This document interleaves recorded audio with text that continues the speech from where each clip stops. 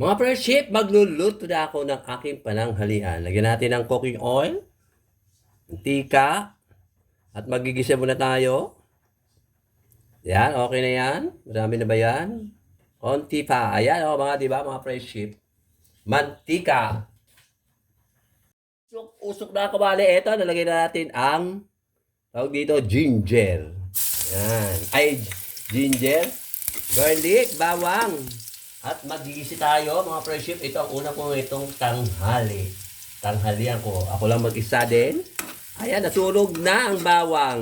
Ilalagay na natin ang onion, sibuyas. Ito, mga friendship, white onions. O, diba?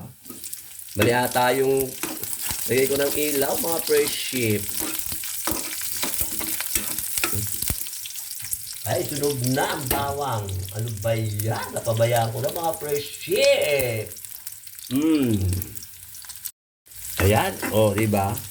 Nasunog na ang bawang. Isusunod na natin ang sahog. Fishball. Diba? Fishball. Kita ba mga friendship? Fishball. Yan, gisa-gisa muna ang fishball bago yung isa. Yung sasabay ko dito, sasabay yung susunod dito, mga friendship. Yan, ko muna, mga friendship. Yung fishball, mga kabala, mga friendship, nabubulol-bulol na ako. 14 pieces, 10 piso. O, diba, binili ko to sa tabi ng school, dito sa amin. At ito, ang aking main event. Isang tambak na cauliflower. Bili ko dito, mga friendship, 30 pesos. O, diba, dami. 30 pesos yan, mga friendship. At lalagyan natin ng, ewan ko kung talaga nilalagyan, ito, celery. O diba? Kung ano pinagagawa ko na ba, mga friendship. Para lang makapagkaroon ako ng ulam. At lagyan natin ng oyster sauce. Oyster sauce. Ayan. O diba, mga friendship? Paminta. Ano naman mga pinagagawa ko? Paano ba itong luto naman? Pampalasa. At saka, meron pa. Hindi, wala na mga friendship.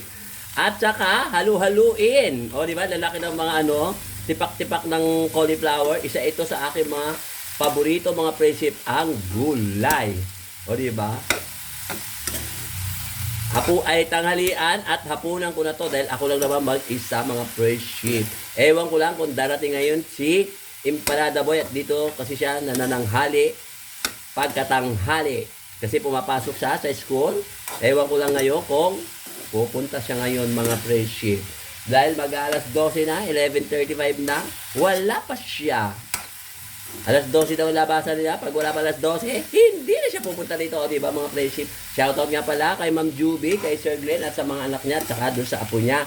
At syempre, pati kay Sir Ruben, at saka kay Ma'am Ellen, at saka sa mga anak din niya. At ang mga vlogger na Pinay doon sa ibang bansa, shoutout din sa inyo. Maraming salamat sa panunod niyo sa akin. Kahit na simpleng-simple lang aking vlog. O, diba, mga friendship? At syempre, yung mga vlogger din na taga rito sa Pinas na matyaga rin nanonood sa akin. Maraming salamat sa inyong lahat. At saka siyempre, isa kong kaibigan na nagtsatsaga nanonood sa akin, si Jess De La Cruz at sa kanyang pamilya. O, diba? Siya lang yung madalas manood sa akin. O, diba? Lalaki. Maraming salamat sa inyong lahat. O, diba? Kokonti lang pag naluto ito kasi gulay siya. Para siya lagyan ng water, tubig. Baka matuyo, wala nang sabaw, tuyo-tuyo na siya. Lagyan ko ng konting sabaw. O, di ba, ingay ko, mga friendship, para akong baliw. O, di ba, mga friendship. Dahil wala akong kasama, nag-iisa lang ako. Yung ubo ko, umatake na naman kagabi sa sobrang kati ng aking lalamunan. Gusto ko dukutin para kamutin, hindi naman pwede. O, diba? May sabaw na siya. Konting sabaw lang, mga friendship. O, diba? O, diba? Puro diba? Tsaka, takpan. Kumukulo-kulo na siya, mga friendship. Mukha siya masarap, hindi na siya mukhang masarap. Masarap talaga siya kahit di ko pa siya natitikman, mga friendship. O di ba? Mas masarap siguro dito, half cook, o di ba, mga friendship? Sana kung siguro kung may chicharo pa yan, Baguio Ben. O, mukha siya na siya chop suey. Ito ang tinatawag na lutong cauli-fish. Ay. Kasi from the word cauliflower tsaka fish ball. Ano ba, mga friendship? Kaya cauli-fish. Pwede ring cauli ball, o di ba? Ano din kaya mas maganda doon? Cauli fish o cauli ball o cauli ball o kaya naman fish ay fish cauli. Ay, hindi yata maganda pakinggan mga friendship. O di ba? Kahit ano tawag dito, basta importante, gulay siya at masarap siyang ulamin. O di ba mga friendship? Takpan, takpan, takpan. Mga friendship, o, di ba? Ingay ko kahit mag-isa. Para akong baliw. Lukarit. Luka-luka. O, di ba? Mga friendship, luto na siya. Maya-maya kakain na ako. Hintayin ko si Tambo. Si Empanada Boy kung pupunta siya ngayon dito. Mamaya alas 12. Pag wala pa siya alas 12, kakain ako mag-isa. O, sige na, babay na mga friendship. At luto na siya.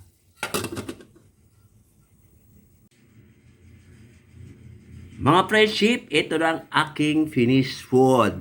Natuyo. Nawala yung sabaw. Nakalimutan kong lagyan pa ng sabaw. Pero okay na rin yan. Mas gusto ko yung walang sabaw.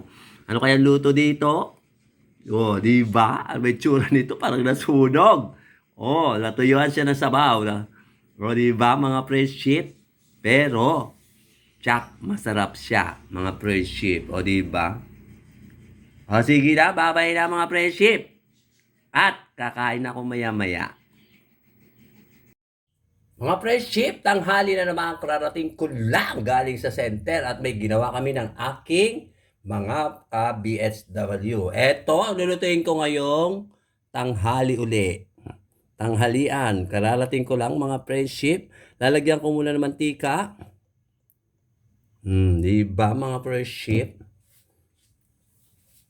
Ang ipiprito ko mamaya-maya ay itong pusit. Oh, diba?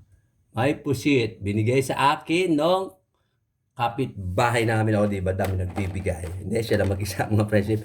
Ayan yung pusit. Pusit kung pusit, ipiprito muna. Oh, ewan ko kung darating uli si Empanada Boy kahapon. Nandito siya. Kasama ko siyang kumain. Ang ulam namin, cauliflowers na nasunog pa. Kaya nawala ng sabaw. Akala ko, napalay ko na yung gasol. Yung pala, hindi pa pala. O di ba, ang dami? Uulamin niya lahat yan. Dahil hindi ko yata makakain niya dahil pusit yan. Pampa-high blood. O di ba, mga friendship? Iyan natin muna, piprito, bago lutuin uli. Yan, gaganon-ganon.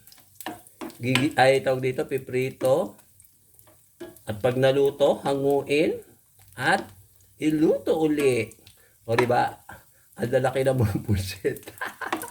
Ang lalaki. O, diba? Ang lalaki ng mga pusit. Palulutuin muna sandali. Ayan, sige, nagtatalsiga na sila mga friendship. Mga friendship, ayan ang aking daing na tawag dyan, daing na pusit. Hahanguin ko muna dahil luto na. Kung masusunog na mga friendship, ang bango ng amoy mga friendship. Kung dito lang kayo, ang bango. Lagay natin muna dito sa ayan, hinaano ko muna. Tsaka ngayon lalagyan ng ready to made na bawang. Ito, hindi na ako nagbukas ng ng sariwang bawang. Ito na lang. Ito, ang aking ginagamit pag mabilisan ang pagluluto, mga friendship. Kasi nga, tamad na ako maglagay ng bawang ng sariwa. Lagyan natin ng sibuyas na bilog-bilog. Diba mga friendship? At isabay na rin natin tong kamatis na bilog-bilog din. Diba? Ganda na itsura mga friendship. Parang yung niluto ko ng isang araw. Di ba? Ganda. Makulay o kulay orange uli. Malakas ang apoy, hinaan. Baka masunog na naman katulad kahapon. Nasunog aking nilulutong cauliflower na may fish ball. O diba, ganda ng kulay.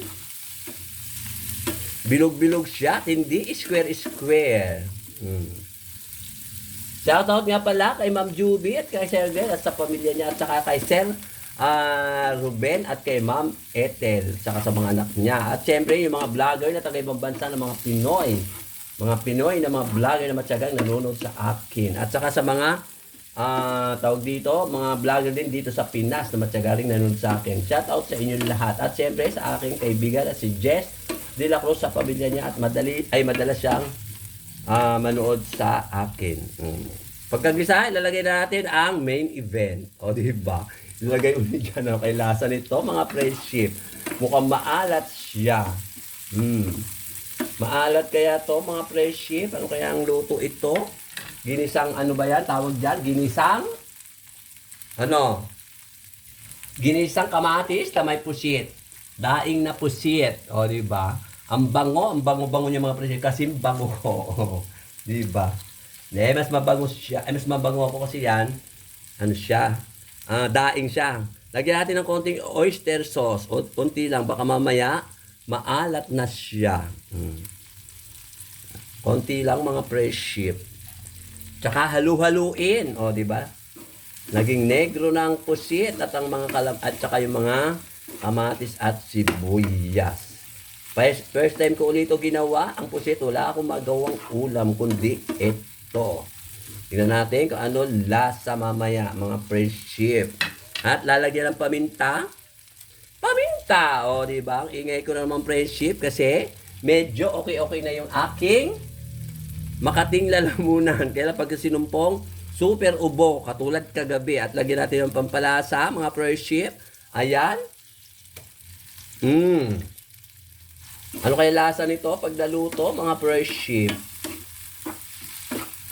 O diba? Mukha siya masarap. Baka mamaya maalat, magkabato-bato ako. Pag nagkabato-bato ako, wag naman sana, mga friendship. Takpan muna natin, mga friendship. O diba? Laki ng takip. Malaki ang takip kaysa sa kawali. O diba? Ingay ko talaga. Mga friendship, malapit na siya maluto, mga friendship. Lalagyan natin ng konting sugar, brown sugar. Ito, konti lang. Ayan. Para hindi siya masyadong maalat. Diba? Masarap yan. Ang bango-bango. Kasi bango ko. Pero ayoko. Maging kabango ko ang pusit. Diba, mga friendship? Halu-haluin. Ayan, ganyan ang pagluto. Wala na siyang wala na siyang sabaw. Ganyan lang. Kasi pag nilagyan mo ng sabaw, tatabang siya. Dahil yung yung pusit, maalat na siya. Diba, mga friendship? Mukha naman siyang masarap. Yung kamatis, hindi pa yata luto, pero pwede na siya. Magtsatsaga na lang akong ngat-ngatin ang kamatis at ang, tawag dito, sibuyas. Yung tawag dito, yung pusit. Baka hindi ako kakaya kasi nga, alam nyo na, mahina ang aking panturaw. Mahina ng aking grinder. O, diba? Grinder. Panggiling. Panggiling ba tawag doon sa grinder? Tama ba ako, mga friendship? Yung pantuno ay grinder. Yung may English nun. Kung mali naman, sorry. Takpan. Eto na mga friendship, luto na siya. Hintay ko na si Empanada Boy at kakain na kami. Anong oras na? 12:00 na. O sige na, babay na mga friendship at kakain na kami maya-maya. Mga friendship, ito na ang aking finished food. O diba? Ginisang pusit na may kamatis at sibuyas na puti. Kaya tingnan mo yung pusit, may itim na nga, lalo pa yata sa naging negra. Negrang-negra na ang pusit. Pero mukha siya masarap at masarap naman siya talaga, mga friendship. Wala pa si Empanada Boy. Ako na lang siguro kakain mag-isa maya-maya. Dahil hindi pa naman luto ang aking sinaing na kanin. O, di ba? Ganda. Kahit nabalubuluktot ang tawag dito, pusit. Pusit na brownies. Para sa chocolate. O, di ba mga friendship? Kakain na ako. Nag-duty ako mga friendship doon sa aming center. Duty ko ngayon ay kanina. Eto, kauwi ko lang. Bumili na ako ng aking ulam at iinitin ko na lang. Eto, tokwa. Mahal na tokwa ngayon. Dati, piso isa. Ngayon, ang ano ito, 2, 4, 6, 8. Ano ngayon yan, mga presyo, 10 piso na. At may kasama pang kikiam, 8. Walo lang, 10 piso rin yan, mga presyo. O, di ba, ganda na itsura. Kaya 20 pesos siyang ulam ko ngayong tanghali. Kahapon, hindi dumating si Empanada Boy. Kaya ako lang ang nag-ulam nung daing na daing na pusit at na may kamatis, na may sibuyas. Halo-haloy natin mga friendship. Okay na to mga friendship. Mas masarap itong tokwa at kikiam. Inibes na baboy. Ito na yung aking nilutong tokwa at kikiam. Ang aking ulam ngayon tanghali. Simpleng-simple lang siya mga friendship. Kalamansi. Konti-konti lang muna, baka masyadong manghang, ay maasim. O toyo siya, soy sauce. O baka kayo na kailangan ng kamatis, lalagyan ng kamatis ang tokwa at saka kikiam. Sana kung meron leeks, murang sibuyas, o kay laso na sinasabi, masarap sana lagyan yon. Ang finale, sibuyas na puti at laso na, kung tawagin sibuyas na Tagalog. Di ba? Yan ang tinatawag na ulam na tokwat kikiam. Imbis na tokwat baboy, dahil bawal sa akin ang baboy, tokwat kikiam. O, lagyan pa natin ng konting toyo sa ibabaw. Tapos aluhin na lang mamaya pag kakain. Ito na ang aking finished food, mga friendship.